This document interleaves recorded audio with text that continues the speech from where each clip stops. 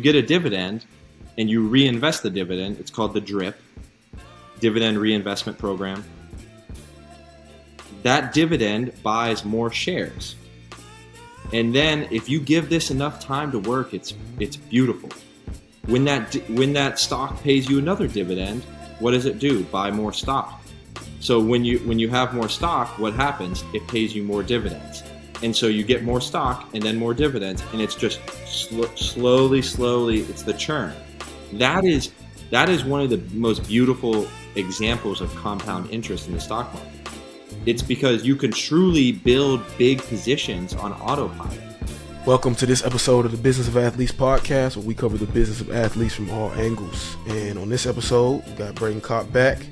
In our last episode, we talked about the state of the stock market, some basic questions and some basic principles of stock market investing. And we kind of talked a little bit about dividends. And what most of y'all might not know about Braden is that in Braden's time as a wealth advisor, he's also helped to build an ETF, and that ETF's main strategy was dividend. So that's what this episode is going to be about. This episode is about dividends and what that means for your own personal portfolios. And so, a lot of times when people think about stocks, they think about, a stock is this price when you buy it, and it's going to be this price when you sell it. But in that in between time, there are certain stocks that'll pay you to own them. And so, Braden, I want you to just give your expertise and your knowledge on dividends and the dividends plays that people can make within their own portfolios. Mm-hmm. So it's on you, baby. Let's roll. So, when we look at the entire landscape of stocks, there's about 4,700 stocks traded on the markets, on the various markets in the U.S.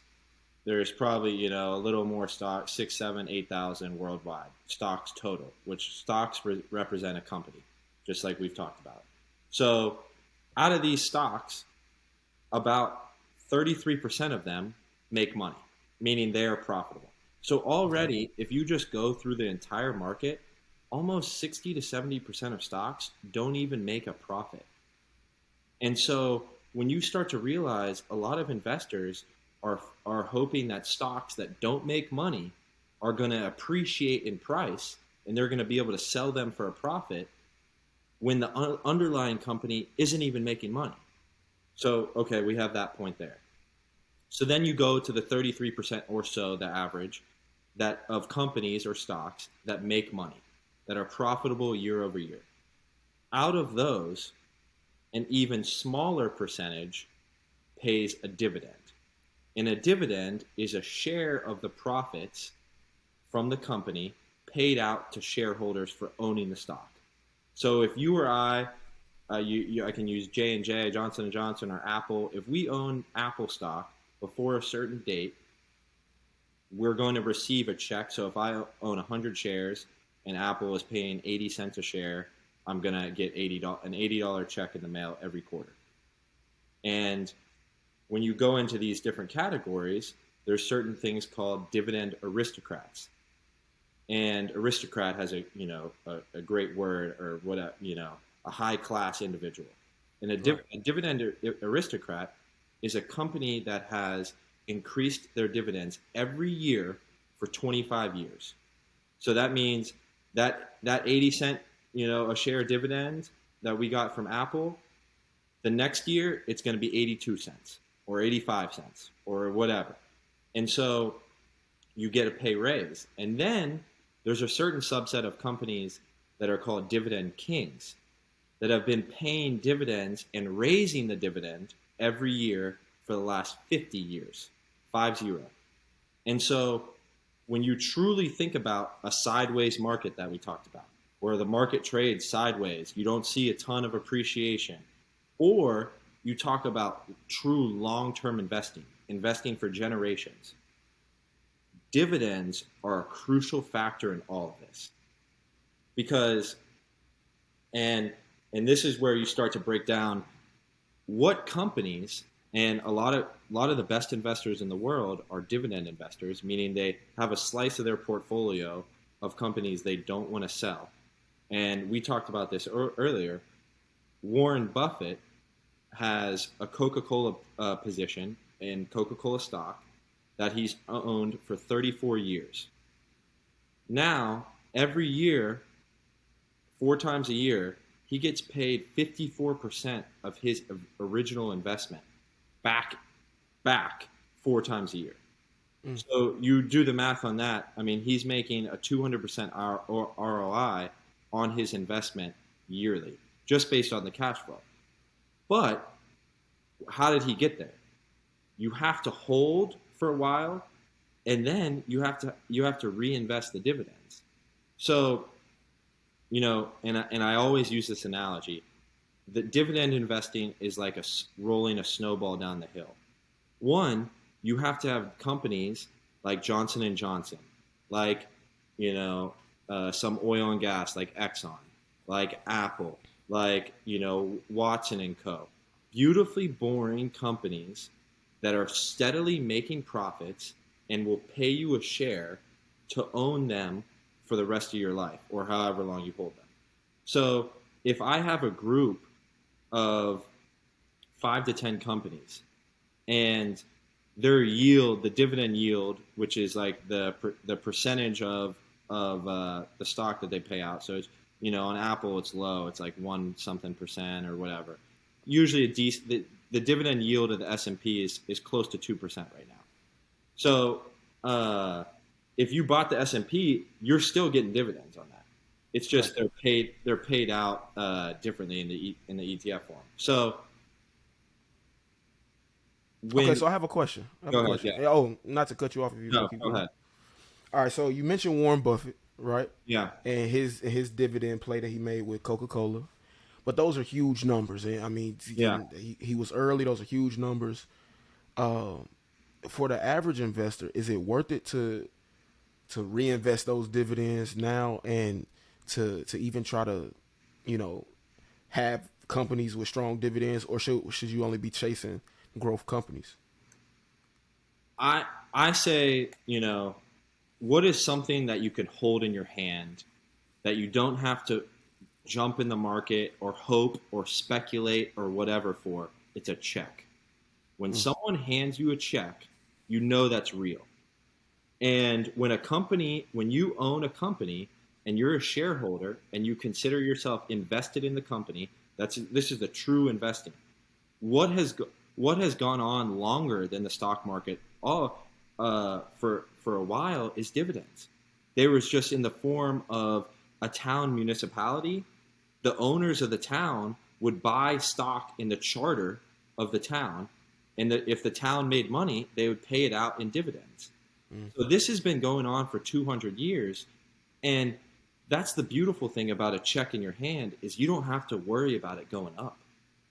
Because if the stock stays here, you're still getting paid, and that's why the focus on the ETF that I helped build with Ryan Kruger, MBox it's called, for mailbox money, is growing dividends. So which companies are going to grow their dividends year after year? Because it's like, what if I told you, if you own, let's say you own $1 million of dividend paying stocks, and they're dividend growth stocks. So every year, that dividend payout that you're getting in retirement, you're not working for it at all, is going to get a pay raise and another pay raise and another pay raise. And so that's the beauty of these dividend growers. And, I'll have a story for you. A UPS, and, people can go Google it if they want. A UPS driver never made more than 60 grand or 50 grand in his entire career, died and had like $7.1 million. He had received UPS stock and reinvested its dividend for about 25 years, and literally just like the snowball rolling downhill. This is how I explain it. When you get a dividend and you reinvest the dividend, it's called the DRIP, Dividend Reinvestment Program. That dividend buys more shares. And then if you give this enough time to work, it's beautiful. When that stock pays you another dividend, what does it do? Buy more stock. So when you have more stock, what happens? It pays you more dividends. And so you get more stock and then more dividends, and it's just slowly, it's the churn. That is that is one of the most beautiful examples of compound interest in the stock market. It's because you can truly build big positions on autopilot. And so if I, J and J, a lot of these dividend kings for the past 50 years, if you would own the stock, their payment to you had been going up year by year by year by year. Here's the trap though. Dividends are considered to be safer stocks where they have true cash flow. You can count on what they are. A lot of Americans have retirement income based on these stocks. So you have to be really careful about not being in a dividend stock that's going nowhere. And that is where these, and you see it in these true and tested times, you're going to start to see companies cut their dividend. And so we saw it during March of 2020, a huge one, Disney cut their dividend. They suspended it. And so what if I'm an investor that's been holding in Disney's 5% of my portfolio, and I'm counting on a dividend check from them every quarter to live off of? So that is where diversity is key. And you can do certain things in the ETF and have different, but that dividend strategy and the stocks in general, because if you really, really think about it, why would you want to own a company that isn't making money? And then why wouldn't you want to own a company that doesn't want to pay you? Because when companies want to pay you, and yeah, that's why I think you do need to have some growth. You need to have, but to cover your bases with some beautifully boring companies that are going to pay you year over year over year and allow you to build huge positions without lifting your finger, that is the beauty of dividend investing. It just takes time and it takes reinvestment. Yeah. And it takes diversifying into the right stocks. I think every time we talk, we cover those same things. Gotta have time. And you like the dividend reinvestment program, that's just consistency. You talked about it last time. You talked about having a system, turning on automatic investment. That's just consistency. Mm-hmm. And then the diversification. I mean, that's in the stock game, that's everything.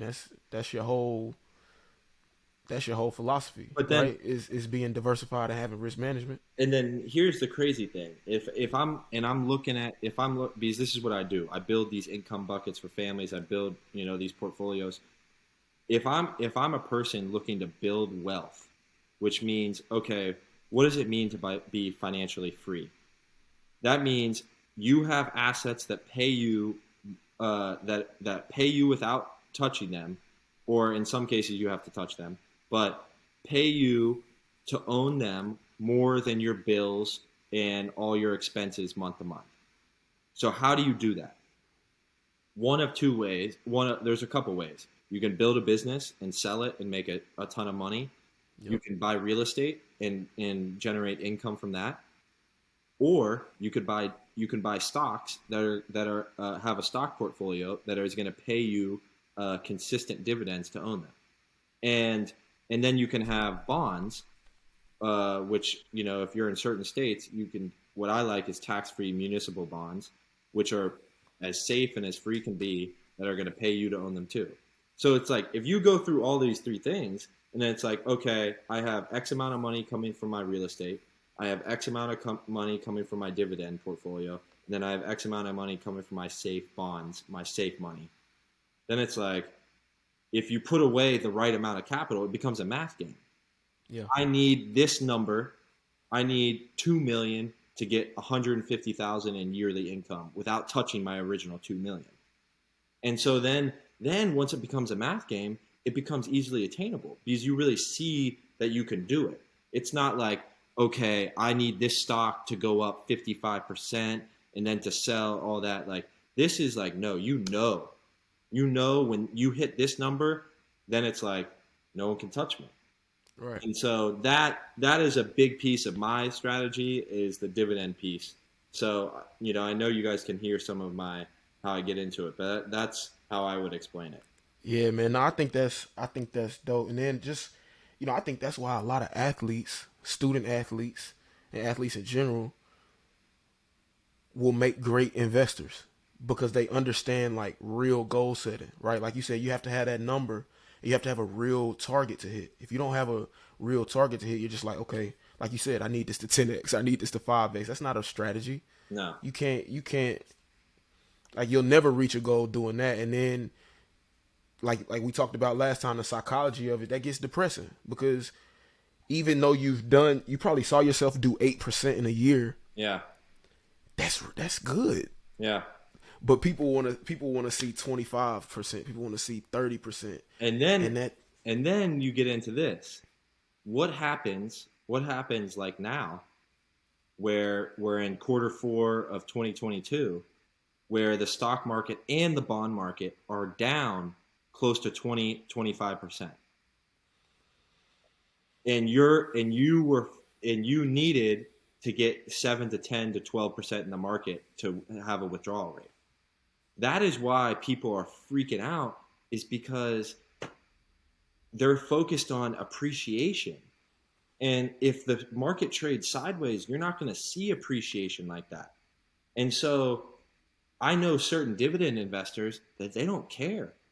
They know their check is going to be in the mail regardless of what the stock price does. And you know what? A lot of these companies in these times do really well. Exxon, J&J, Watson and Co. All these companies, United Health, they are stronger, and they're going to pay you. They're going to pay you through these good times and bad. Right. So that's the kind of cheat code where you're like, well, I don't have to sell because I know I have this income coming in. And whereas some people, if you see it go down 25% and you're based on appreciation and you need to sell every now and then to pull some money out, it gets real scary, really scary, real fast. Yeah. So, man, that's dope. That's dope. So, just to wrap it up, I like to have these wrap ups. Yeah. When you're investing in stocks, a lot of people are simply thinking appreciation. Mm-hmm. When you're investing in stocks and you're thinking dividends, though, you're thinking income. Yeah. You're thinking, automatic payments from the stock. And you want to have the drip turned on. That's another analogy for another time. But you want to have the drip program turned on, and you want to let it run for a long time. We talked about the UPS story, 30 years, $7 million, right? You just can't beat time. Time is, and then compounding interest. Time and compounding interest, man. It's yep. Yep, it is beautiful. Man. The snowball is going to keep rolling down the hill. Right, right. So, man, as we keep growing this thing, we're gonna definitely keep talking. But yeah, man, we definitely have noticed, and every time we talk, it's about time, it's about systems, it's about consistency, it's about having a plan, and having goals that you can actually hit, goals that you can actually see and you can actually hit, man. So I think that was dope. I think we'll wrap it right there. And then next time we'll come back and talk about something else. Yes, sir. Appreciate it. All right, man. I appreciate you. Peace.